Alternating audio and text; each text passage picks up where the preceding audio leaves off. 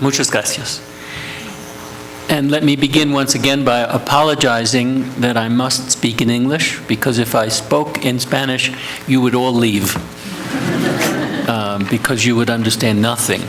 So I'm very sorry, but all I can say is maybe my friends in political studies will incite me to improve my Spanish by the invitation to come again to this wonderful country, to this beautiful city, and to this excellent and hospitable university. Today I'm going to talk about a book that I have just finished 2 weeks ago, and which I hope to have published by the beginning of 2015. It's called War, States, and Contention. And I hope you will be kind to me in your questions, because if you're unkind, then I may have to go back and rewrite the book. And since I've been working on this book for 5 years already, I dread the possibility of having to go back to it.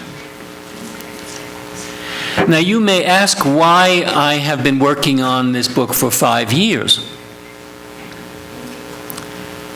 When I began, I thought of it as a comparative historical study of older episodes of war and their relation to social movements. And the first half of the book, as you will see, deals with historical episodes of the relationship among war-making, state-building, and social movements. But what I didn't count on when I began this book was that the country I live in, and of which I am a citizen, would be at war for the last decade. And this would impinge upon the way I wrote this book. It proved impossible for me to write about historical episodes of war and state building without turning my attention to my own country in the contemporary period.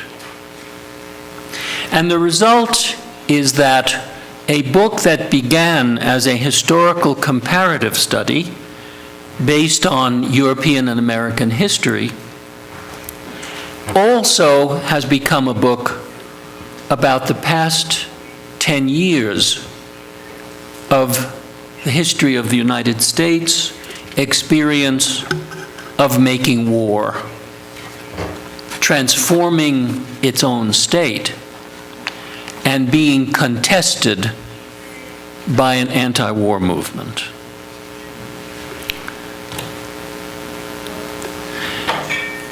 Now, some of you may know that I am a student of the great American social scientist Charles Tilly, and it was before his death in 2008 that I recognized a gap in the work of this great social scientist. Tilly made 2 fundamental contributions to our knowledge of the development of the modern state. The first contribution was that modern states have not developed out of collective life or out of constitutional thinking. They developed out of war-making. War and state building were the linkage of Tilly's first major contribution. And this contribution is best known in political science and in the study of the state. But there was a second contribution that Tilly made. That is, that states developed internally through the process of struggle, of what he called contentious politics. At a minimum, through debates in the public sphere. At a maximum, through revolutions. The book I'm just going to talk about today, thank you. Thanks. The book I'm going to talk about today tries to bring together these two strands in Tilley's work. It tries to bring together the logic of war and state building with the logic of contentious politics. It tries to argue that while states were expanding externally through war, they were developing internally through contentious politics. Because state building did not simply require states to collect taxes, to enlist a military, to build roads, to provide itself with armaments. War and state building also required states to develop relations with their citizens. To collect taxes required states to form coalitions with certain social groups, mainly the bourgeoisie, but not only. It required states to provide people with education so that they could have the skills to make war and to manage states. And it required states to provide protection for its citizen groups. Protection from external attack, but also protection from one another. And ultimately, state building required states to create the institution of citizenship. And that institution made it possible for individuals and groups to organize social movements, to engage in contentious conversations, and in some cases, to take over the reins of government through what we might call citizen revolutions. In other words, state building was a double process: external war making and internal struggle. Now, Tilley's work on war and state building inspired a generation of scholars who extended his work, who criticized it, and in some cases reinforced it.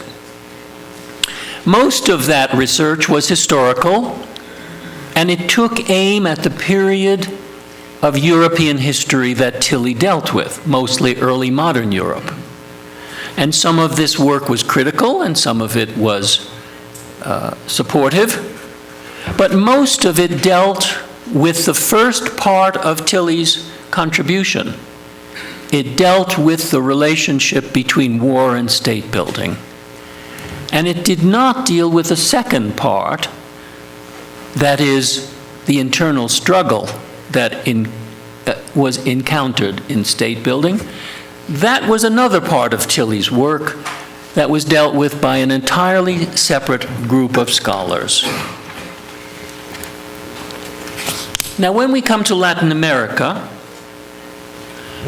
mostly Tilley's work on war and state building was cordially ignored, because the work was based on early modern Europe, and Tilley had almost nothing to say about Latin America. But there was one scholar, a Mexican-American named Miguel Centeno, who was inspired by Tilley's work to turn to Latin America and to ask, what was state building like in Latin America? How did it relate to war? And how did this compare to the work that Tilley had done in Europe? For Centeno, Latin American wars were limited. They arose in a very different international context than Europe's, a context in which international borders were largely accepted, unlike Europe. and because a coherent concept of the nation and an administrative core were both lacking. And this is how Centeno, I've gone the wrong way again?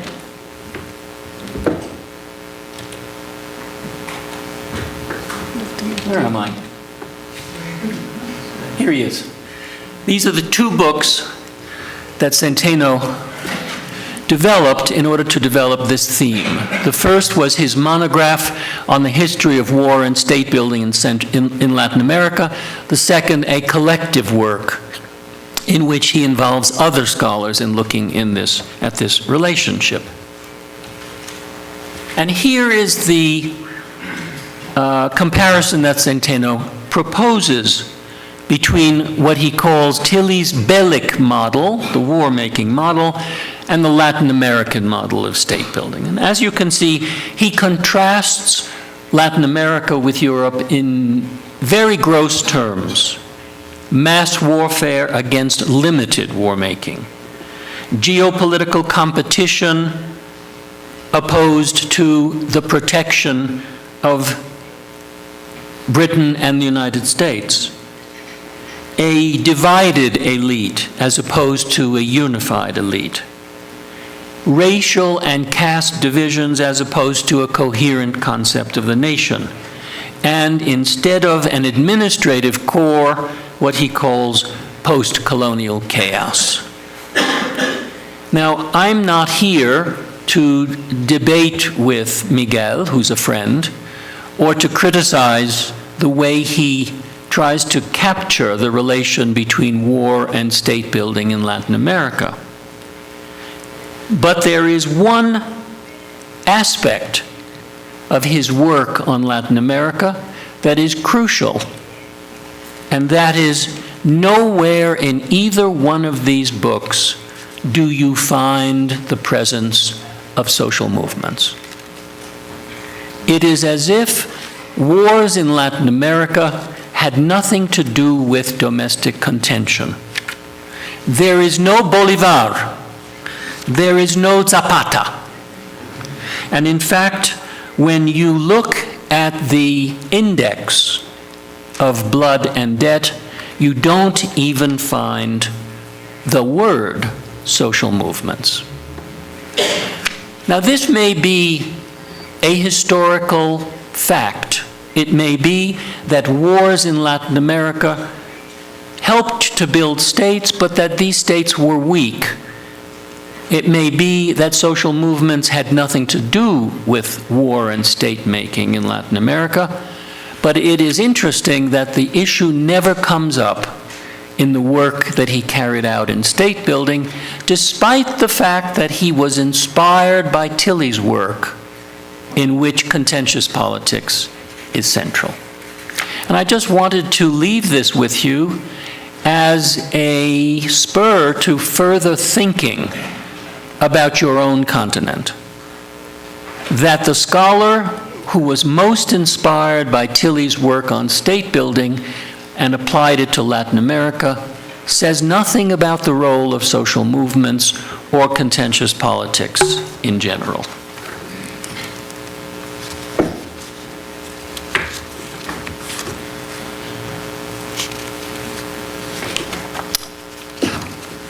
I'm going to move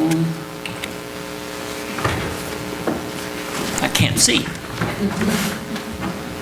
Okay. So now let me turn to the three theses I'm going to develop in this talk. The first thesis is that social movements and contentious politics in general play a key role in mobilization for war, contrary to Centeno. Sometimes social movements work to prevent war, but more often they work to entice states to go to war. That's my first hypothesis. The second hypothesis is that movements and contentious politics in general play a key role in the process of war making, sometimes instilling patriotism in citizen armies, and sometimes assuring the defeat of these armies. The third hypothesis is what happens in the wake of war. What happens when wars end? At the end of wars, do social movements emerge? Are they defeated? Do the opportunities presented by the ends of wars change the direction of states and give social movements opportunities to overturn those states? In the book, I'm going to use 3 examples to illustrate these hypotheses.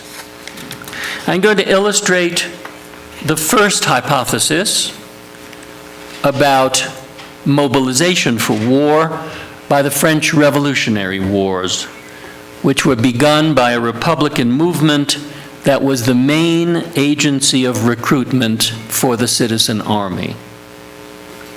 I'm going to use the American Civil War from 1861 to 1865, which grew out of territorial contention over slavery, but increasingly embraced the goals of the abolitionary movement.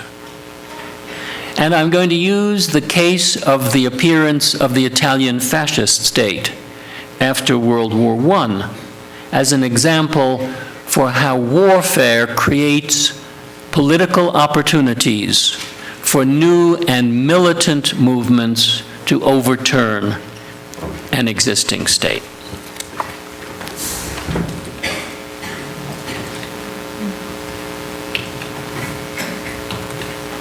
Okay.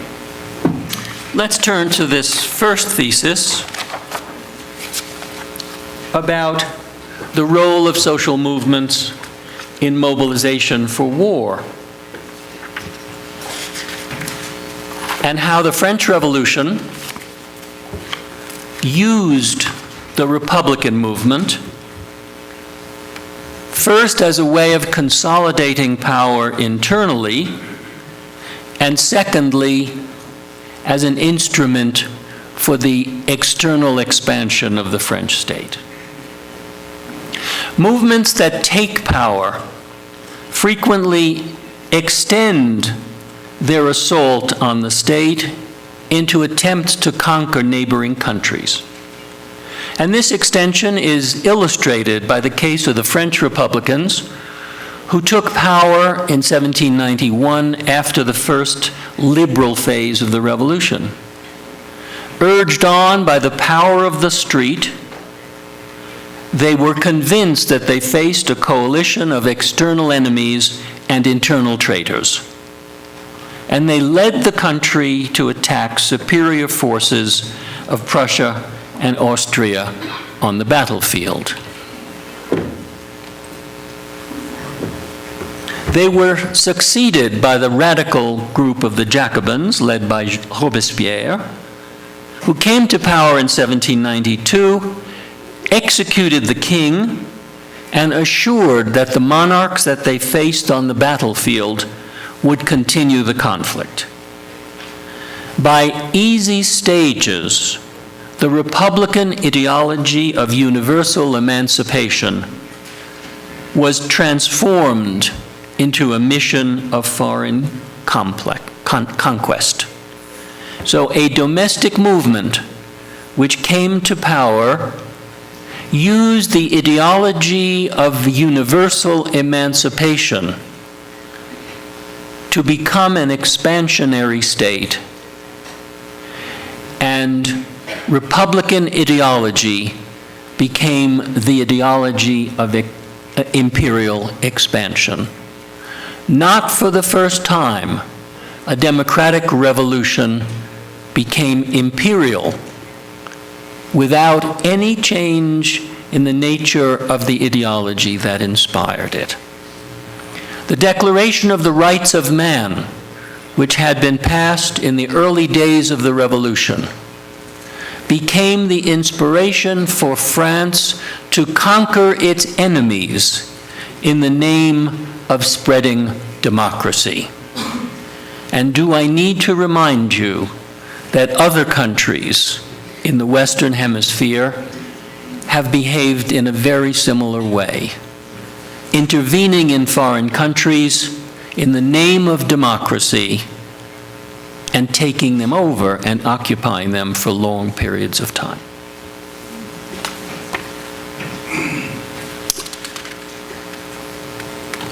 Now this takes me to my second hypothesis, and let's make sure it's actually on the PowerPoint. No. Okay.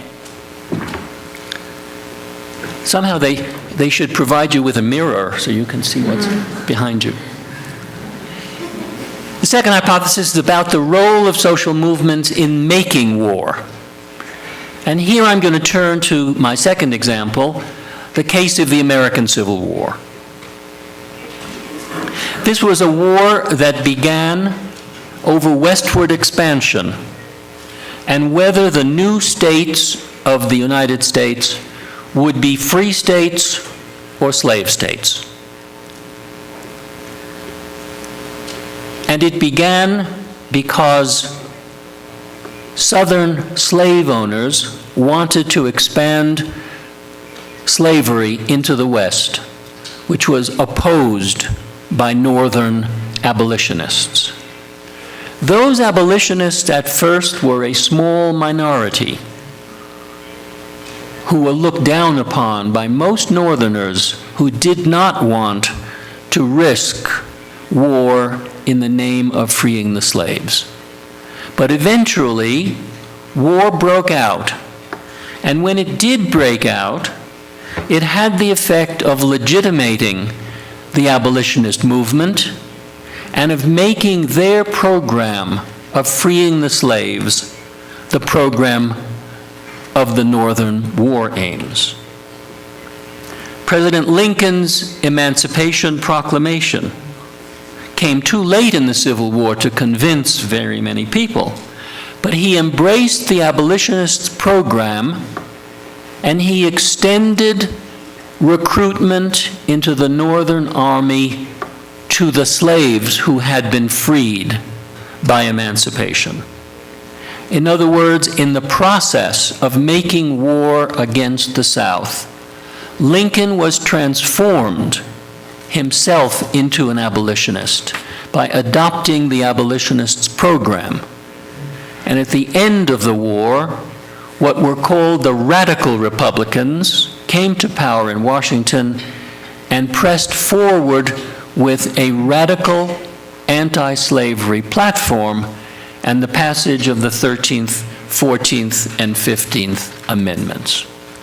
Abolitionism became the official program of the Northern armies and the official campaign platform of the Republican Party after Lincoln was shot in 1865. Now let me turn to my third and I think most interesting hypothesis. There? No? Okay. And this is the hypothesis that social movements are advanced by warfare. Warfare, after all, has a catastrophic effect on the internal political dynamic. It raises the prestige and the power of some groups. It lowers the prestige and the power of other groups. It allocates resources to different groups in society, and it creates costs and strains among other groups in societies. World War I, as the first global war, had a profoundly disruptive effect on Italian society. The Italians hesitated for a long time before intervening in World War I. And when they did intervene, they had a great deal of trouble deciding which side to intervene on. And as often happens in Italian history, they made the wrong choice. Now, they made the wrong choice not because they chose the Western powers, Britain and France, as their allies. They made the wrong choice because they were utterly unprepared for modern warfare against the powerful German and Austrian armies. The war caused enormous disruption.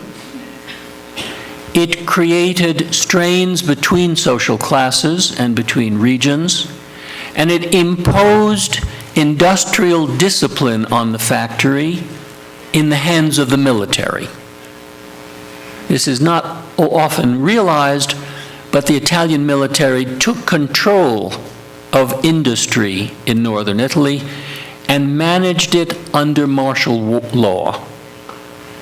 So, for example, a worker who was absent from work would be punished not by losing a day's pay, but by being sent to the front to fight. So many thousands of workers were suddenly sent off to work that this created great gaps in the industrial machinery, and those gaps were filled by the only potential labor force available, and those were peasants and women. And for the first time in Italian history, we find the appearance of women as a mobilized social actor, demanding food, demanding peace, and demanding industrial modernization. So the war has an enormously disruptive effect on Italy. And it has a disruptive effect on the politics of social movements as well. And many socialist leaders were thrown in jail because they opposed the war. But Italy also had a powerful nationalist movement. And at the end of the war, thousands of soldiers came back from the front, found that they had little work and no money, but they still had the arms that they had gone to war with. And there awaiting them was a dissident socialist leader who had supported the war and who founded a new political movement at the end of the war. His name was Benito Mussolini. And he founded the Italian fascist movement along military lines. And it brought about a transformation of contentious politics from the struggle between parties and trade unions to the struggle between militarized social movements. Not by accident, Mussolini called the groups of former soldiers who came to support the fascist party militias. And it brought about a militarization of the social struggle, a militarization in which the left was at a severe disadvantage because it was the right that gained the support of demobilized soldiers. So the Italian example, and there were many others, I could have talked about the Russian Revolution. The Italian example is one in which warfare disrupts the social fabric and it brings about a transformation of contentious politics, giving a serious advantage to those groups which can use military methods. Now, that's only one kind of effect of war on contentious politics. There are other effects as well.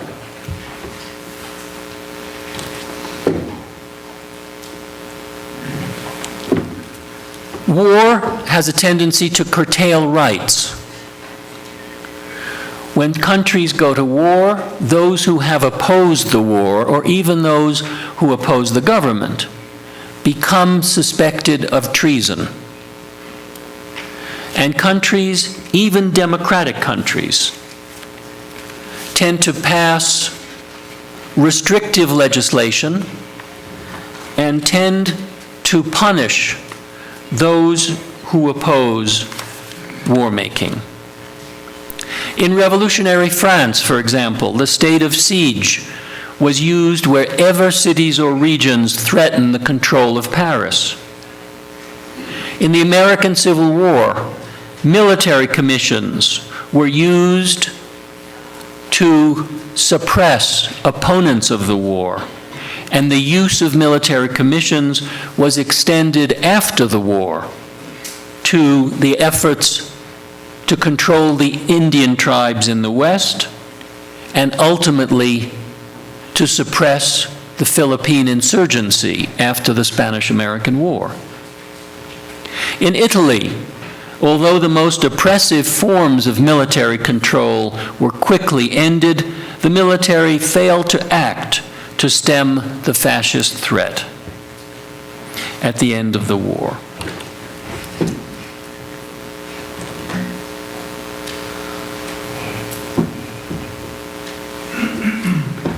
Wars also have an effect on political elites. At the end of the French Revolutionary Wars, Napoleon became the leader of Imperial France.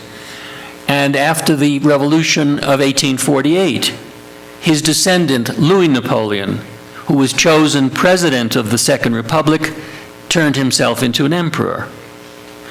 After the American Civil War, General Grant, who was the victorious leader of the Union armies, was elected president.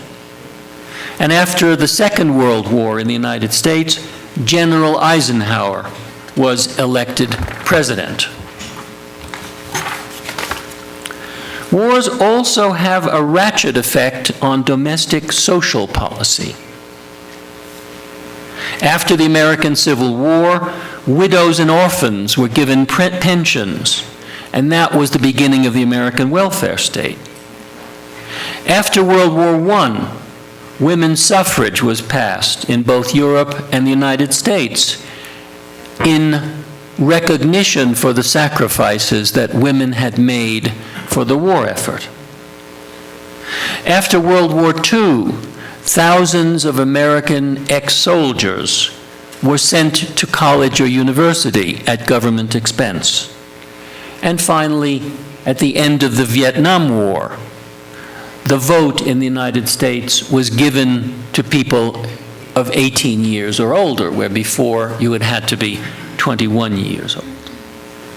So these are all positive effects of war on social movements, but there are also some negative effects. For example, war has a ratchet effect on repression. During World War I in the United States, an Espionage Act was passed that was used to imprison and exile anti-war protesters, many of whom had been immigrants from Eastern Europe. During World War II, Japanese Americans were sent to concentration camps. And in the Vietnam War, the FBI kept files on thousands of liberals and radicals and created a program of what were called COINTELPROs to disrupt the anti-war movement.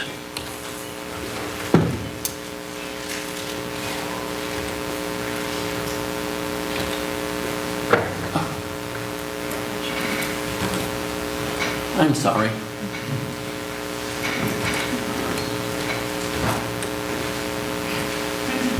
Okay. Now this takes us to the current period of American history. The so-called global war on terror and the wars in Iraq and Afghanistan. Very soon after 9/11 in the United States, a Patriot Act was passed, which gave the state the power to gain access to personal information without a legal warrant. Al-Qaeda suspects picked up in Afghanistan or in Iraq were illegally put into detention secretly and were tortured. And mass wiretapping and illegal access to email and internet files was instituted. But ratchet effects which repress rights often lead to counter-movements. Have I succeeded? Thank you. For example, after World War I, when the Espionage Act had imprisoned and exiled thousands of anti-war demonstrators, the Supreme Court of the United States moved solidly in the direction of the defense of free speech. After World War II, apologies were made to the Japanese and Japanese Americans for their internment during the war. And after the Vietnam War, and particularly after the Watergate affair exposed Nixon's crimes, the Church Commission reduced the powers of the FBI to carry out domestic spying. And finally, in the latest counter-movement, after the end of the Iraq War, a series of whistleblowers, I don't know if my translation is accurate, like Edward Snowden, broke into U.S. government electronic files and exposed the practices of NSA spying. Now, if we look at the history of war-making, we see that every war brings about a cycle of repression of people's rights and of political debate.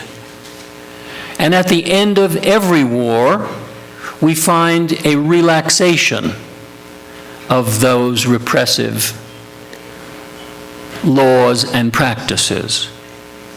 And the question is whether this is a historical sequence. Do war and peace describe a recurring cycle of repression followed by liberalization? Or is there a linear trend towards greater repression during each war that follows the war before? Or is there a linear trend towards greater liberalization? I'm not sure what the real answer could be, but there is a fourth possible model, one that is illustrated, I think, by the Snowden affair.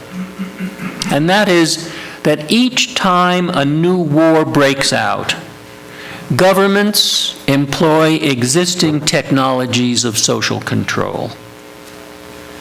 Anti-war activists form a counter-movement to try and combat those technologies of control.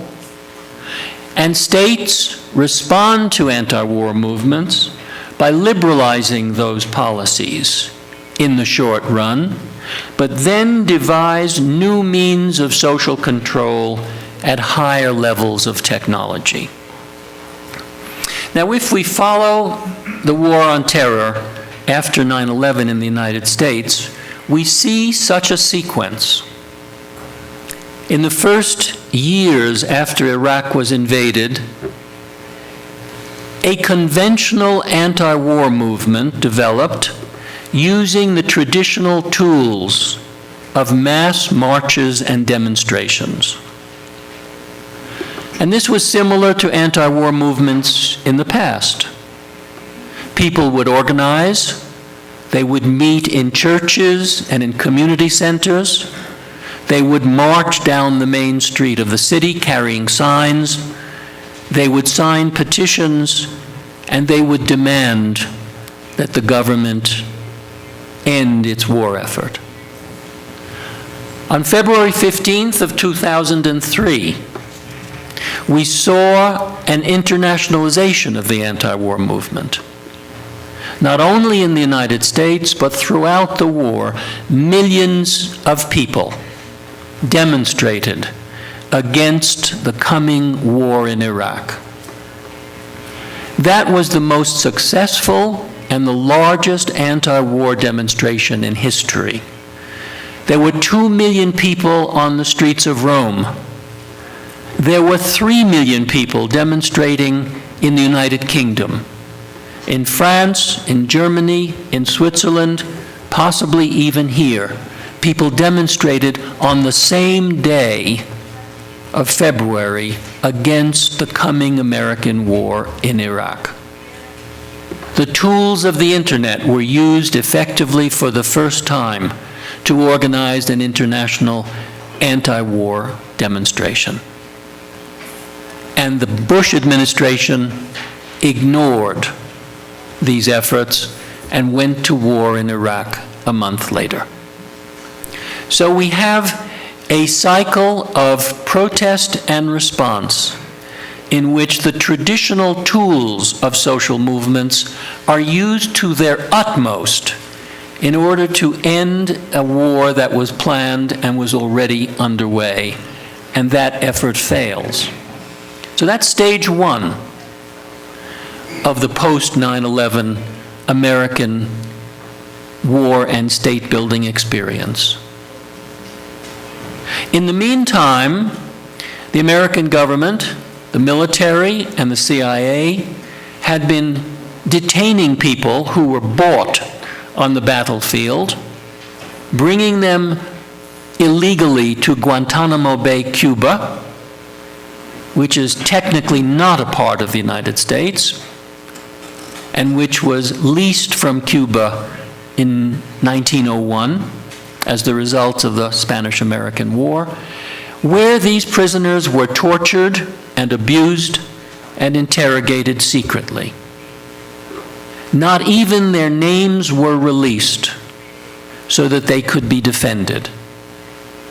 And the next phase of the anti-war movement used a very different repertoire of contention. Instead of demonstrating on the streets and bringing together anti-war activists from around the world, lawyers who came out of the civil liberties tradition and who had been defending death penalty prisoners began to organize a legal movement to gain the release of those prisoners who had been illegally detained by the Army and the CIA. And between 2004 and 2008, a series of Supreme Court trials were carried out on behalf of these prisoners by a coalition of dedicated civil liberties lawyers, some of whom are friends of mine. That attempt was partially successful, at least in the short run, because Congress and the court system were forced to accept that these prisoners had the right to defend themselves. So that was phase two of the anti-war cycle. But that ultimately failed as well, because the government developed new technologies of control in response to this second phase of the anti-war movement, and Congress passed new legislation creating a new set of military commissions, which gave the detainees the legal right to defend themselves, but in which the government said there are some detainees who we cannot release because they're too dangerous, and the courts supported them. So that's a second cycle of anti-war protest.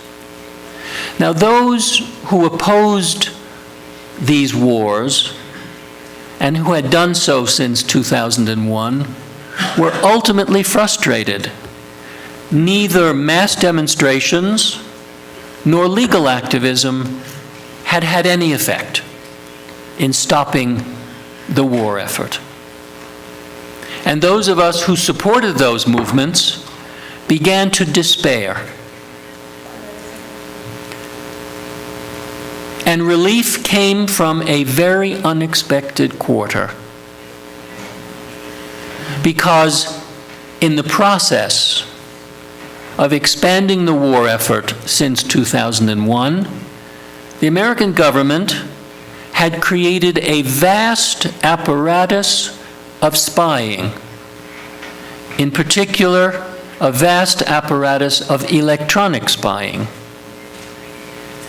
And that apparatus was so large and so universal that there were not a sufficient number of technically trained government employees to manage the spying operation.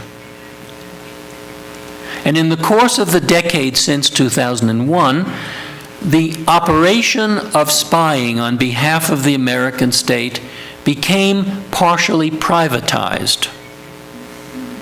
If you could no longer carry out the espionage you wanted to carry out through the CIA or the NSA, you signed contracts with private companies, contractors, who would agree to supply the technically trained personnel who would carry out the operations of mass spying on electronic records.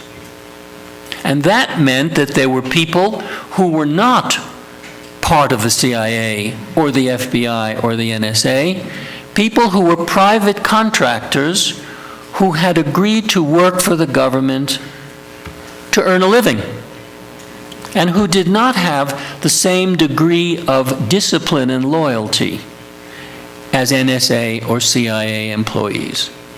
And the result was Edward Snowden,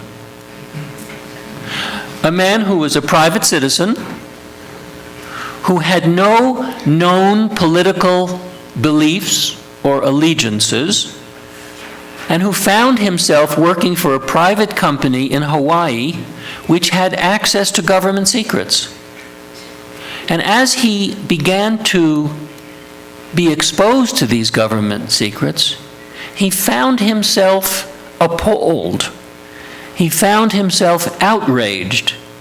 He found himself humiliated that his government, in which he had believed, was carrying out mass spying operations on millions of Americans, not to mention the Chancellor of Germany and millions of other foreigners.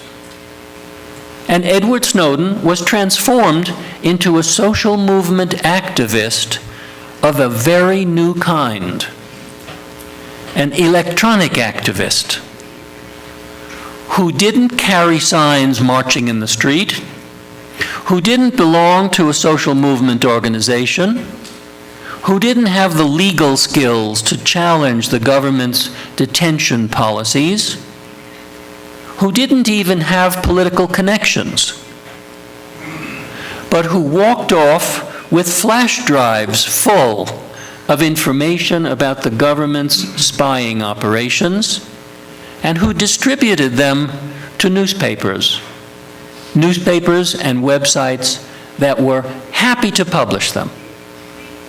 And that has had a far more devastating effect on the expansion of the American state than either the mass demonstrations of 2003 or the legal mobilization of the middle of the decade. Now, I'm not one of these students who believes that the internet has transformed everything. Unlike many of my students, I'm much more prudent in judging the impact of electronic communication on social movements. But what we have here is a radical change in the nature of the anti-war movement. Because the war that was launched in 2003, and which has expanded the scope and the strength and the secrecy of the American state, has proven to be impossible to stop using the traditional techniques of the mass demonstration or legal mobilization. And at the same time, the technical changes that have made it possible for the government to spy on millions of people have also made it possible for a private citizen sitting at a computer in Hawaii to expose the illegal wiretapping of the most powerful state in the world. Now, I'm not claiming that Edward Snowden is either a hero or a traitor. And I'm not claiming that this experience will transform the nature of contentious politics against warfare. But what I do believe is that the new nature of warfare, and especially its electronic apparatuses, has changed the nature of contention against war. No longer can those who oppose war hope to end a war by street demonstrations. No longer can we find legal mobilization a successful way of reining in a government's illegal operations. Electronic communication has provided new and very, very different tools in the ongoing relationship among war, states, and contention. And that's where I would like to end my talk. We have a new kind of war being fought today, not an international war, but a transnational war. A war being fought against non-state actors who cannot be fought with the traditional means of military operations against an opposing state. We have a state that has expanded beyond all previous experiences and has expanded into the private sector. And we have new forms of contention that have developed in response to transnational war-making and electronically expanded states. We are in a new century with new problems and new forms of contentious politics.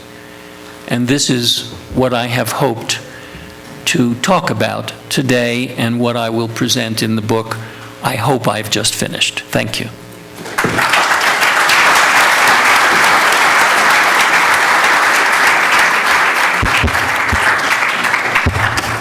Thank you very much. Muchas gracias. Vamos a recoger algunas preguntas y el profesor le va a responder una serie de preguntas. Entonces, por favor, si tiene preguntas, levantan su mano. Can you hear me? Yeah. Okay. What can you say for this? Nowadays, we have the experience of internet that we can express our ideas. But now for social activism, social movements have become weak because there are so many there are so many problems that cannot be resolved by talking or writing on internet. And so, what can we do for now or for the future, or what can you see for the future of social movements in this way? Mm-hmm. Well, I've been studying social movements for over 40 years.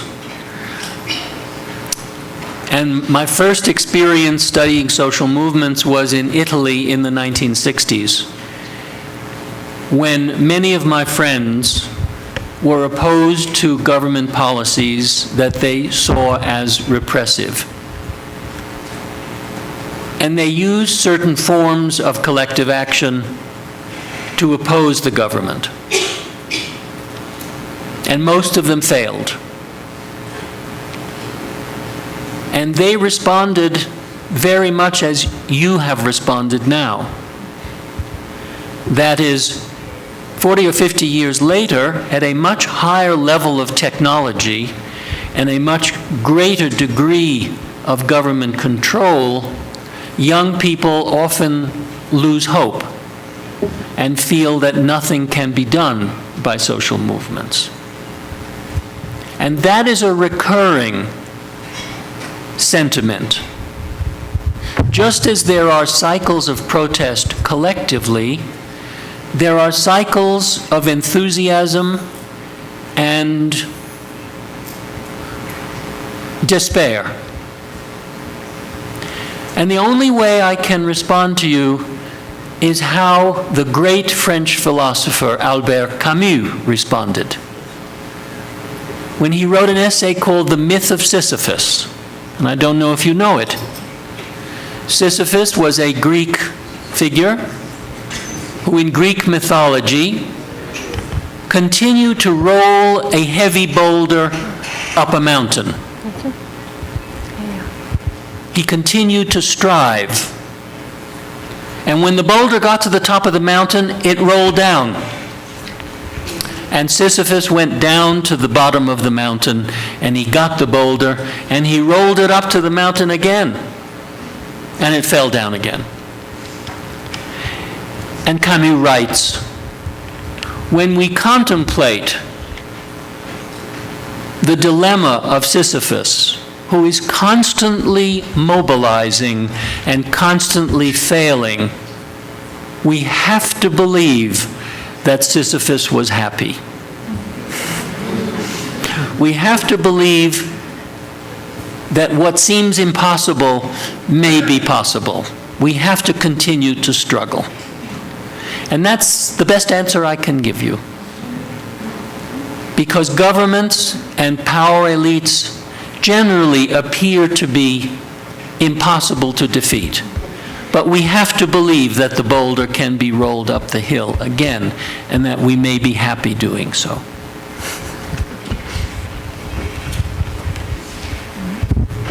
Well, thank you very much, Professor, for your lecture. I wanted to know if, here, in the first row. Okay, thank you very much, Professor. Professor Tarrow, in regards to the recent, let's say, conflicts or social activism in Venezuela, I wanted to know what's your lecture in regards to this situation, and specifically, do you think that it will be viable to have an international legislation in relation to the freedom of expression in the social media and the respect that the governments need to have in regards to this form of media of expression? Because in the recent conflicts in Venezuela, one of the most recurrent, let's say, protests of the social activists has been that the government has put certain limitations through the social media in order for the different images and videos not to be uploaded into the web. And in that sense, is an international legislation viable? Mm-hmm. Do you prefer to each one, or do you want to take a couple of questions? We prefer to Yes, why don't we take a few questions, and I'll try to answer them together. Thanks from my end also for a very inspiring talk. I have two questions. I had to keep thinking the whole time while you were talking about Immanuel Kant's towards perpetual peace. And Kant, of course, says that peace is guaranteed because of mutual interest, that, states should not go into war with each other because, of course, war making is also a loss making. So would you then supplement Kant's analysis when he talks about international law and cosmopolitan right by saying that it's the virtual counterpublics that would lead or guarantee perpetual peace?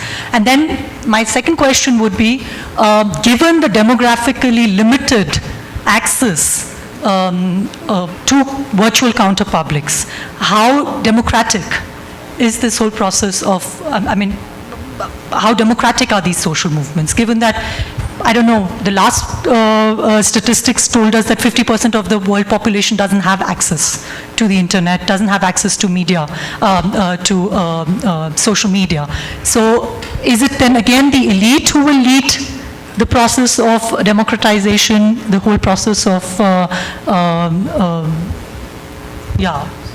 resistance? So Okay. These are the two. Come to me. And then. Thank you very much, Professor Tarrow. I have a more pedestrian question. A more what?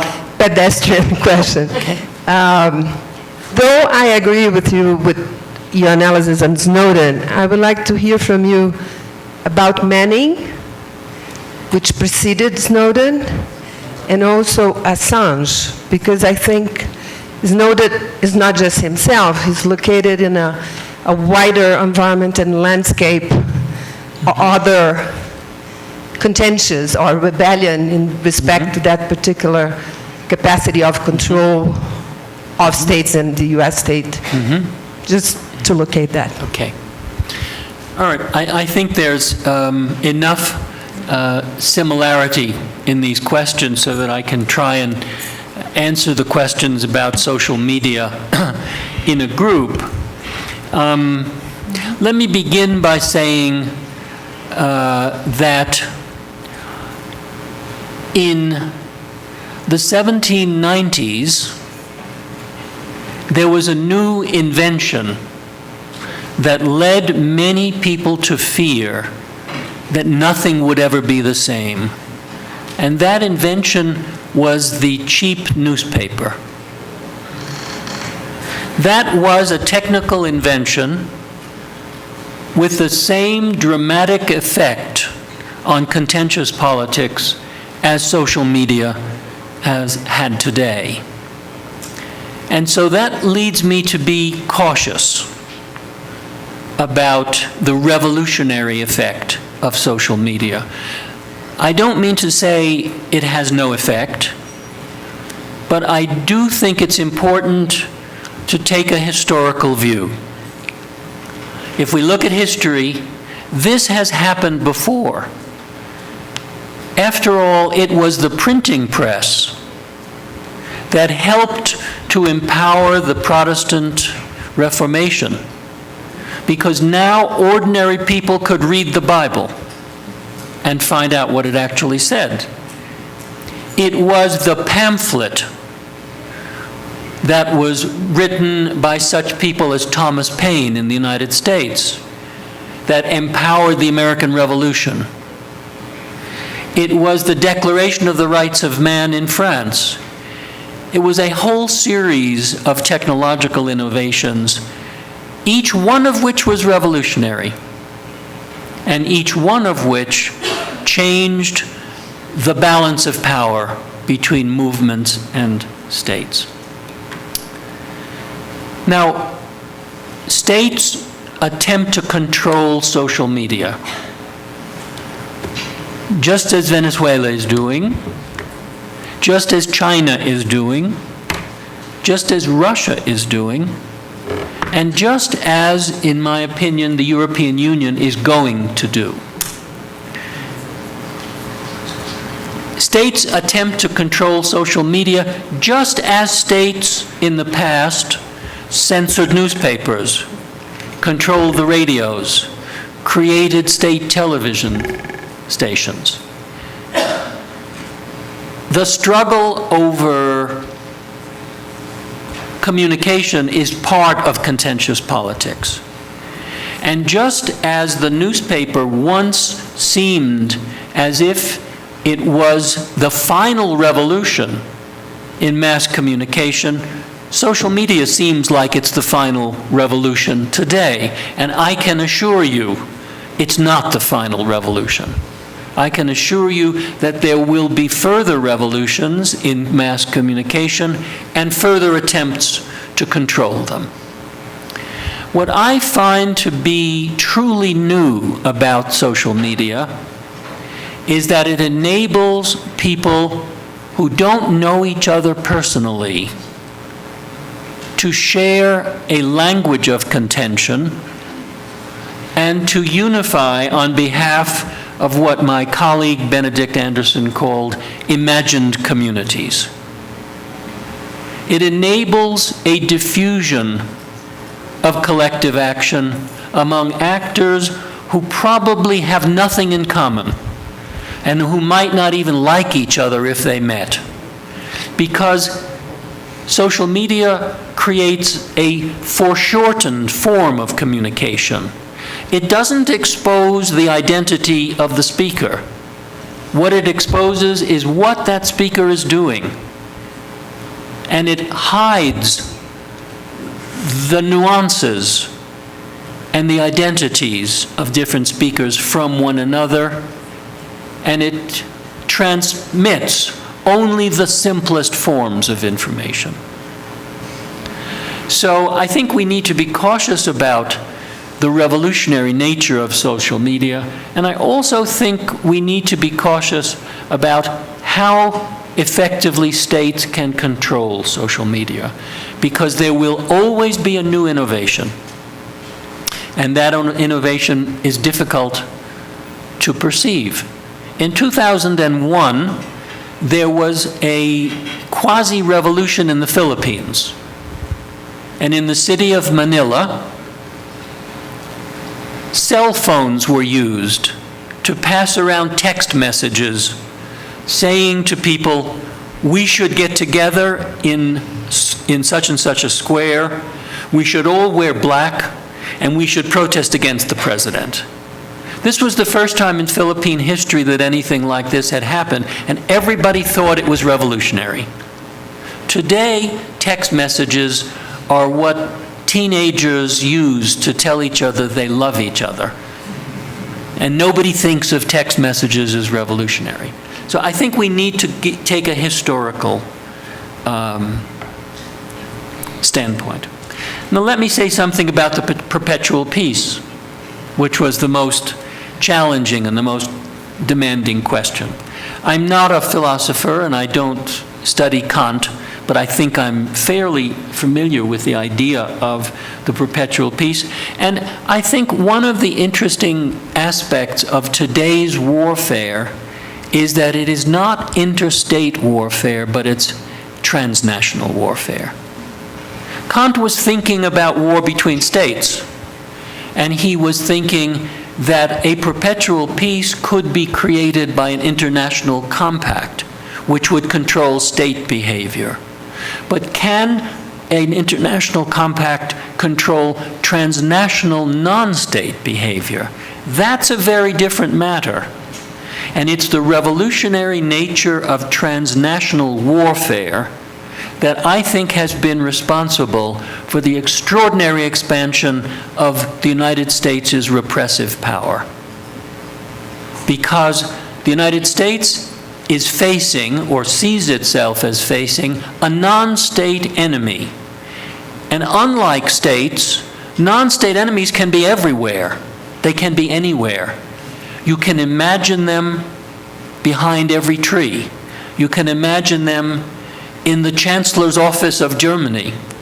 You can imagine them in Bogota. Whether they exist or not, there is the theoretical possibility of the enemy everywhere and anywhere. And that has changed the nature of warfare, and it's made international agreements far less powerful as tools to create perpetual peace. Sí, por favor. Hi, Sidney Tarrow. Thank you for your conference. Where are you? Oh, I'm here. I would like to ask about something more about your theory.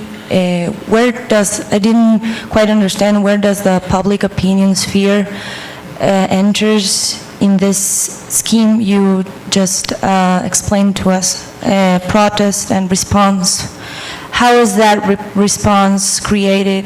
Because when you talk about mass demonstrations in the streets and legal movements, legal activities, I understand that they have an impact in public opinion, and that's exactly what we experience as well with the Snowden kind of activity. So I would like to know that.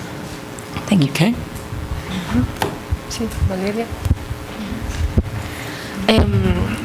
Solo quería hacer un comentario respecto del papel, de cuáles han sido las lecturas en América Latina sobre la relación entre violencia y formación de derechos, formación del Estado, y lecturas de Tilly o en diálogo con Tilly también, y que son relevantes, más allá del texto que nos comentó. Directamente en relación podríamos encontrar el trabajo de Fernando López Alves, que trabaja sobre la formación de las milicias en la formación de los partidos políticos en un proyecto comparado Colombia, Cono Sur, los Andes, Cono Sur.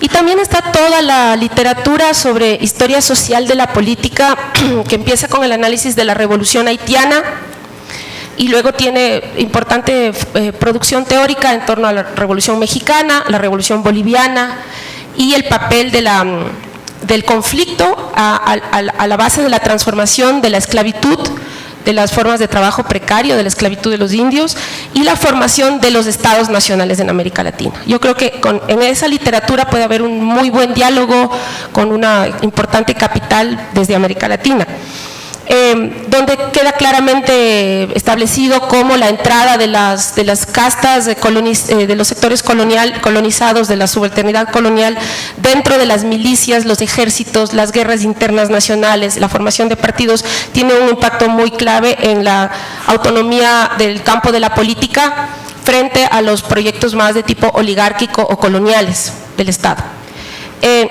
Y en este debate que para el siglo XIX es mucho más épico y mucho más interesante, y luego vienen todos los tratados sobre la revolución en América Latina, hay un capítulo que todavía está en debate y es muy relevante para pensar el problema contemporáneo de los estados progresistas en América Latina, y este es el debate sobre el populismo. Los lectores, la concepción del populismo intenta tomar un poco de distancia del origen conflictivo y violento del proceso de democratización en América Latina y plantea más bien que el populismo coarta derechos porque funciona de una manera clientelar, mientras que la literatura histórica sobre la formación social de la política plantea que los derechos fueron originados precisamente por el conflicto social y por la guerra popular, y plantean un concepto alternativo que es el de lo nacional popular. Entonces, una forma de entrar a la literatura latinoamericana en torno al problema de si la violencia genera una arena política relativamente autónoma o la violencia está contra los procesos de democratización y disminuye el efecto institucional de los derechos, está precisamente en este debate entre el concepto de lo populista o de lo nacional popular. Solamente era un concepto porque estos dos conceptos nuevamente se están usando, como se usaron para hablar del problema de los 30, de la formación política en los 30, se está volviendo a usar ahora para pensar los gobiernos progresistas en América Latina. Es un comentario nomás. Can I also ask you a question about the spiral between social movements and the state? Because you explained that like there's an interaction between social movements and the state, and so they're trying to readapt and re-strategize and find new innovative responses. But then the Snowden case comes in, which is totally detached from the movement, so it's not strategic. So what does it imply for the social movement? Does it really also change the social movement? These are three very different questions, and I wish I could give each of them detailed attention. The first question about public opinion, I think, is very interesting, but I think most social movement scholars are doubtful that public opinion as a whole has a strong effect on state strategies of war making. If we look at the American example, for example, in the Vietnam War, there was a majority opposed to the Vietnam War from probably 1967 onward. A majority of public opinion opposed the war. That war went on until 1974. It was not because of public opinion that the war ended. It was because of changes in elite opinion and in the costs of the war, both the financial cost and in the human cost of the war. So I don't think public opinion as a whole is generally responsible for bringing about an end of war. What we do see, however, from the Snowden affair is that there is a secondary effect of war making, and that secondary effect may have a response from public opinion. Here's what I'm trying to say. When the United States went to war after 2001, there was an anti-war movement that was directed against the military aspect of the war. Now that failed. There was a legal movement against the illegal detention of prisoners. That too failed. The Snowden effect is not directly an anti-war movement.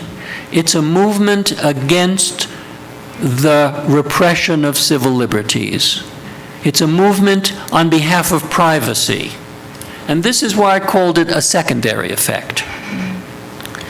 And this is true whether we talk about Manning, Assange, Snowden, or any one of a number of other whistleblowers against mass espionage. What they are opposing is not the war itself, but the secondary effects of the war on the state. When I used the term ratchet effect, what I meant by that was that the war creates incentives and opportunities for states to expand their repressive policies beyond war making. Let's take the drone policy. President Obama has been using drones to attack al-Qaeda militants in Pakistan and Afghanistan. Now, whatever we think of that drone policy, it is a war policy. It isn't a ratchet effect. It's not a secondary effect of the war. It's a new technological way of making war that one can either agree with or disagree with, but it has to do with war making. But drone technology is applicable outside of war making. For example, it may surprise you to know that American police forces are now purchasing drones from the same companies that produce the drones to be used in Pakistan and Afghanistan. And those police forces will be using those drones for whatever purposes they want to. They may use them against drug dealers. They may use them against pimps and prostitutes. They may even use them, for all we know, against people who are driving too fast on the road. That's what I mean by a ratchet effect. War creates opportunities and incentives that go beyond war making. By the same token, the Snowden effect, and it's also true of Manning and Assange, are responses not against the war, but against the ratchet effect, the general invasion of privacy that's justified by the war on terror, but which, for all we know, goes well beyond the war on terror. Because once you have a technological tool that you have developed as a war-making tool, that tool can be used for other purposes as well. And that's the biggest danger of this technological expansion. Now, I'm not sure I know the name of the young lady in black who asked the interesting question about the literature. She's now looking at her smartphone. But I appreciated your questions very much. And what they demonstrate, to me at least, is that I have a great deal to learn about Latin America. And I hope that we can continue the dialogue that you have begun. And I hope that you will take account of the work that Centeno has done and challenge it. because there is indeed a great deal more social activism in the history of war making and state building in Latin America than he admits. And that would be a very interesting debate to have. Now, Connie, you, what did you want to know? That you explained that there is an interaction between social movements and states when it's about war making. Right. Yes. But in the example you used, in the third phase, an actor comes in which is detached from social movements. Aha. So, Okay. So this, your question, the best thing to do with a difficult question is to ask another question. What do you mean by social movements? Because I would describe the whistleblower campaign not as a social movement, but I would describe it as a form of contentious politics. Mm-hmm. By contentious politics, I mean something much broader than social movements. Mm-hmm. The social movement against the war failed. The legal movement against the war failed. But what Snowden is doing promises to succeed not by using social movement mobilization, but by using a much broader and much less conventional form of contentious politics. Mm-hmm. And I think this is one reason why we need to look beyond the traditional concept of social movements. We need to look at contentious politics much more broadly, and we need to look at the new forms of contentious politics that are being developed. Some of these are electronic, others are not. And some of them, and the most interesting, are a combination of electronic and non-electronic social movements. Let me recommend a new book which just came out by my colleague Lance Bennett, which is called The Logic of Connective Action.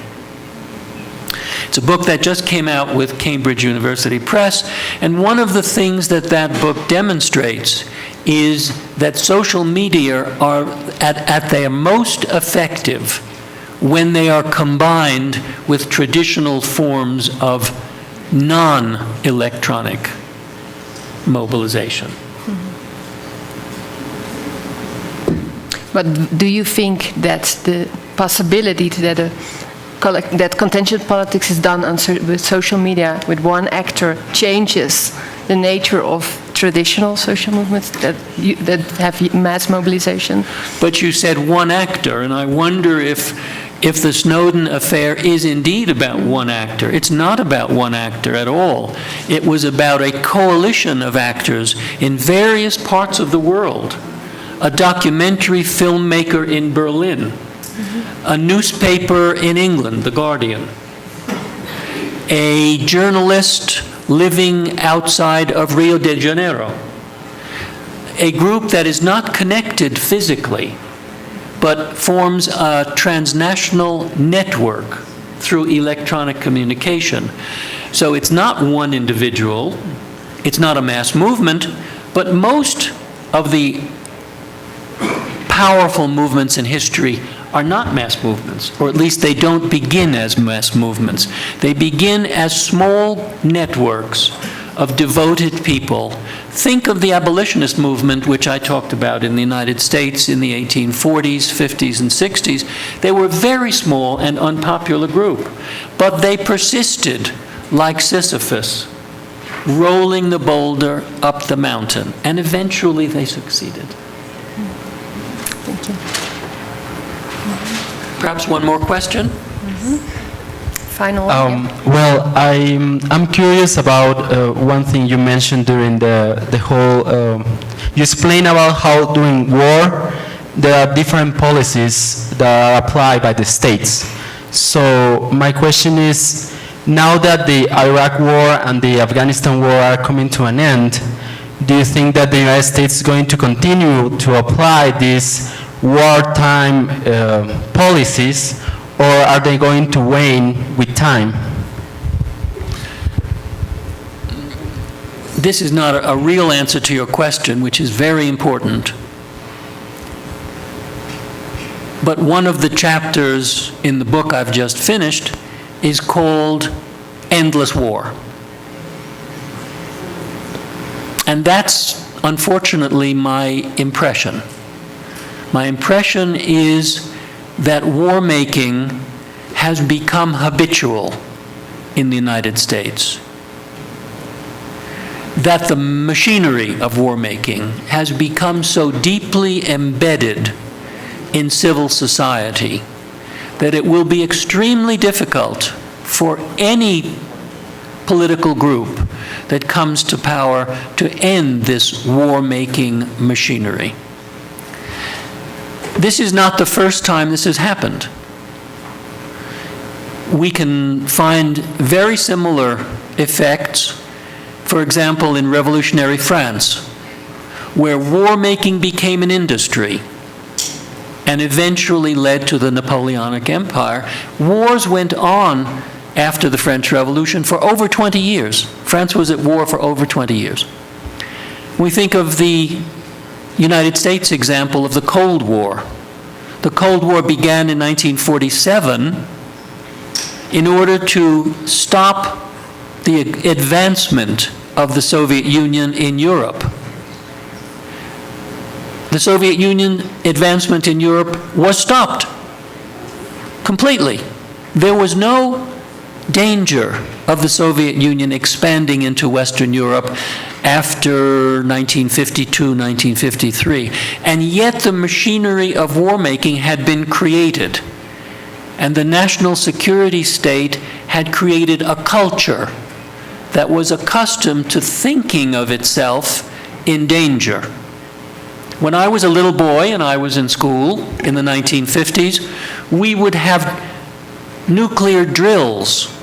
At a certain point, an alarm would go off, and we would all hide under our chairs, as if hiding under your chairs was going to help you if a nuclear explosion took place.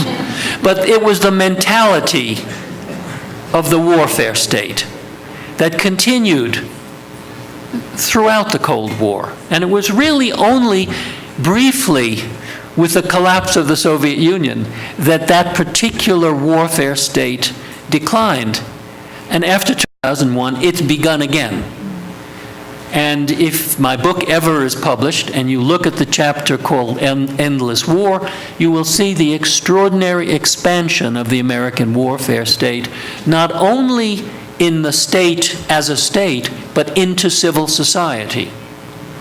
The way Snowden gained access to the information that he gained access to was because hundreds of thousands, I do not exaggerate, hundreds of thousands of Americans working for private companies are now working on contracts with the national security state.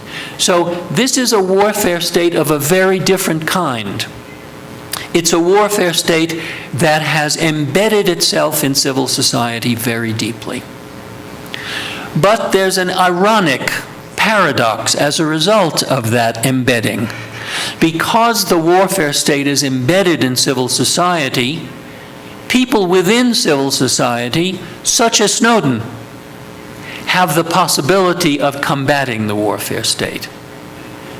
And not only people like Snowden, people like the companies that have been forced to turn over their electronic data to the government, like Google and AT&T, are now beginning to protest against the role that's been forced upon them to become accomplices in electronic espionage. So it's a complicated issue, but it certainly is not a finite war that's going to end when the United States pulls out of Iraq and Afghanistan. With that, let me thank you all. You've been very patient and very helpful, and I appreciate in particular the contributions to my knowledge about Latin America, which has been very scant until now, and which encourages me to learn much more about this part of the world and perhaps, if I'm invited, come back again. Thank you.